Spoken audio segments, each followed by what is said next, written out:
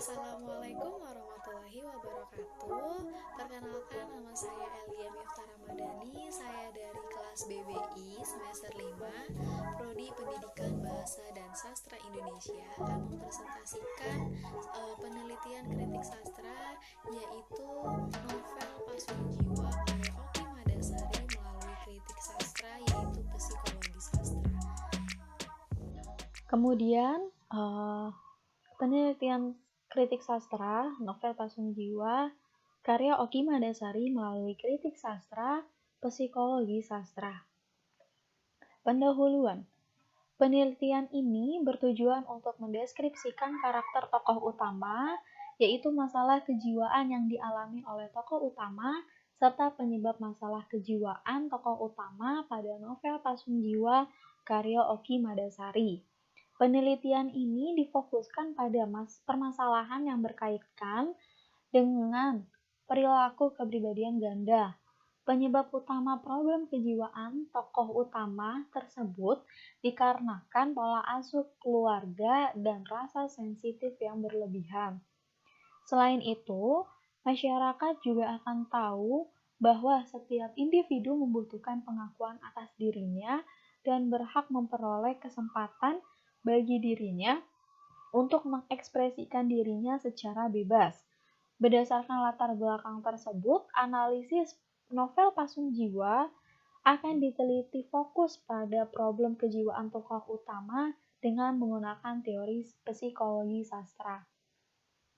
Psikologi sastra bisa diartikan sebagai sebuah interdisiplin antara psikologi dan sastra, Minderop tahun 2011. Penelitian ini menggunakan penelitian deskriptif kualitatif. Penelitian ini merupakan sebuah metode penelitian yang memanfaatkan data kualitatif dan dijabarkan secara deskriptif. Jenis penelitian ini kerap digunakan untuk menganalisis kejadian, fenomena, atau keadaan secara sosial. Kemudian ada hasil dan pembahasan. Di dalam novel Pasung Jiwa ini mengangkat tema utama, yaitu tentang pergulatan manusia dalam mencari kebebasan sejati. Ada dua tokoh dalam novel ini, yaitu Sasana atau Sasa dan Jaka atau Cak Jak.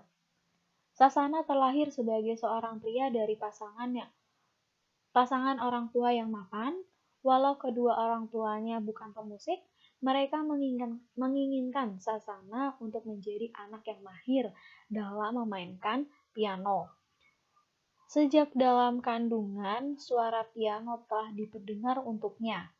Ketika memasuki usia sekolah, didatangkan seorang guru untuk melatih kemampuan pianonya. Sasana memang akhirnya mahir dalam bermain piano dan mendapat sejumlah penghargaan. Namun, sebenarnya ia tidak menyukai untuk bermain piano.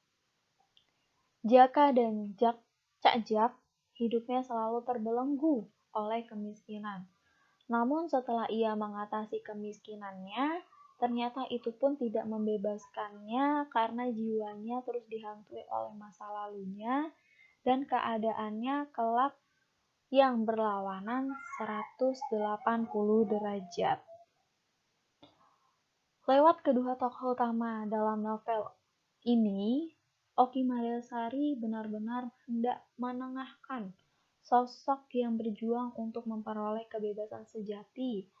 Sasana atau Sasa adalah tokoh yang semenjak kecil merasa bahwa dirinya terperangkap dalam tubuh prianya dan harus melakukan apa yang sebenarnya tidak mau ia lakukan. Semua yang terungkap dalam novel ini menggedorkan sisi kemanusiaan kita dan membuat kita gemas terhadap ketidakadilan dan tindak kekerasan yang dikisahkan oleh novel tersebut.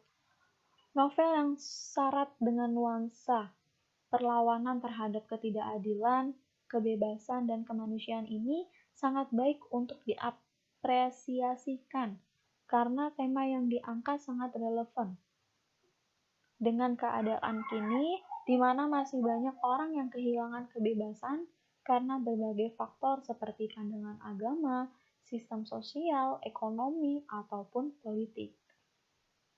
Kesimpulannya, penggambaran karakter tokoh utama Sasana dan Jaka dalam novel Pasung Jiwa karya Oki Madasari dapat dilihat melalui dimensi psikologis, berupa mentalitas, keinginan, dan perasaan pribadi, intelektual, serta sikap dan kepribadian. Dan dimensi sosiologi tokoh utama Sasana berupa status sosial, pendidikan, dan hobi. Perjuangan orang-orang yang kehilangan kebebasan itu tercermin dalam karakter Sasa dan Jaka, yang tereksplorasi dengan baik sehingga pembaca bisa ikut memahami pergulatan batin yang mereka rasakan. Kisah demi kisah yang dialami tokohnya terangkai dengan baik tanpa mengada-ngada karena hampir semuanya merupakan pengisahan dari berbagai peristiwa yang pernah kita alami sebagai sebuah bangsa yang masih jatuh bangun dalam mengusungkan kebebasan dan ketidakadilan. Terima kasih, sekian dari saya. Wassalamualaikum warahmatullahi wabarakatuh.